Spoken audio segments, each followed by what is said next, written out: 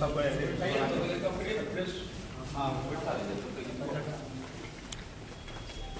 Sir चाय मंटू जी, हाँ भाई,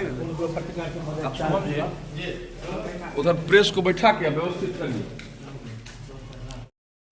और ऐसे भ्रष्ट प्रशासन जिनसे नहीं संभलता जिला,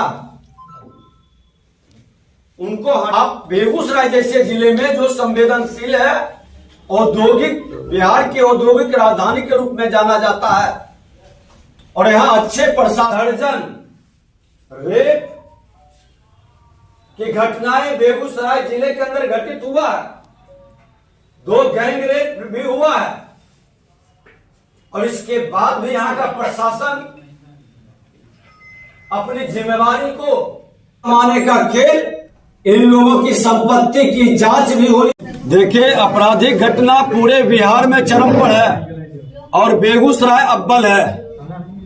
आखिर बेगूसराय के अंदर अपराधियों का मनोबल इतना क्यों बढ़ा? कौन इसके लिए जिम्मेवार है? इसकी समीक्षा सरकार को करनी चाहिए। बछवाड़ा से चकिया तक 4 थाने तक गोलियों की बौछार होते रही शराब माफियाओं के द्वारा। उस मामले में खाना पूर्ति का खेल बहुत बड़ा हुआ। कई लोगों को पकड़े, बाद में आपने छोड़ दिया। पैसे की जमकर उगाही हुई, लेकिन उसके तहकीकात और उसके अंदर कि सच को उजागर क्यों नहीं किया गया? आज इसके कारण शराब माफियाओं का इतना मनोबल बढ़ा कि दारोगा की हत्या कर देता है, और दारोगा की हत्या पर यहाँ के कप्तान को रहने का कैसे नैतिक अधिकार है? जिसका कप्तान उस तरह का 4 किलोमीटर तक गोली चला, उसका उद्भेदन नहीं कर सके।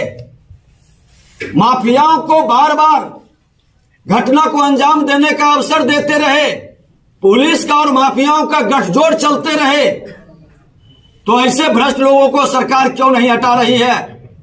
और इनकी संपत्ति को जब्त कर करके इन पर कार्रवाई क्यों नहीं कर रही है? अपराध को रोकना है तो भ्रष्ट पदाधिकारियों को इमीडिएट एक्शन लेना होगा। डकैती हो जाए, एक ही घर, एक ही मोहल्ले के अंदर 3-3 घर के अंदर ज्वेलर्स को दिन दहाड़े लूट ले, डॉक्टरों से रंगदारी मांगे।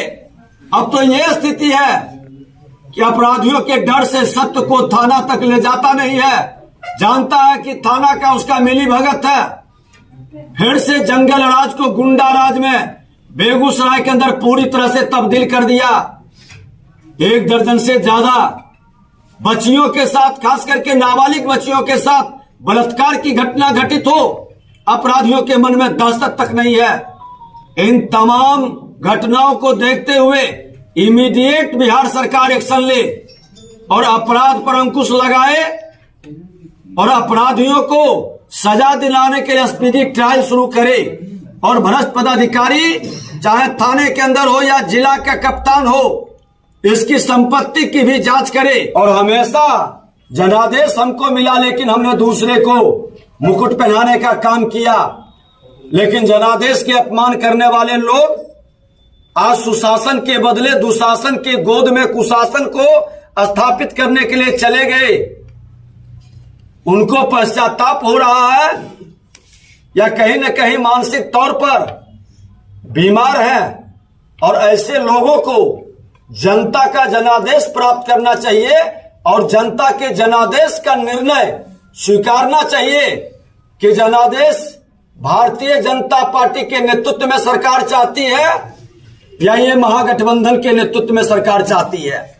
भारतीय जनता पार्टी सुशासन के लिए लाया था, कुशासन की गोद में बैठकर और बोली और गोली की राजनीति करने वाले के लिए कोई जगह नहीं बचेगा। ये चुनाव का लॉलीपॉप भी नहीं, शिक्षकों के भविष्य के साथ खिलवाड़ है।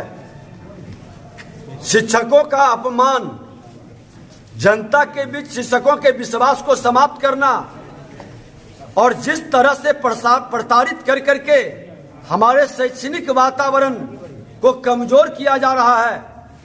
अरे आप फैसिलिटी नहीं दीजिएगा, फैकल्टी की व्यवस्था नहीं बनाइएगा, आधारभूत संरचना का व्यवस्था नहीं करिएगा और रोज नियम जारी करिएगा।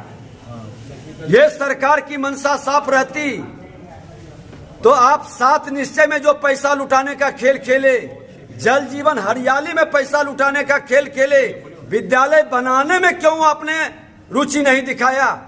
शिक्षकों की अस्थायी बहाली, हर साल 1 लाख शिक्षक बहाल होता, कौन रोका था 33 साल में?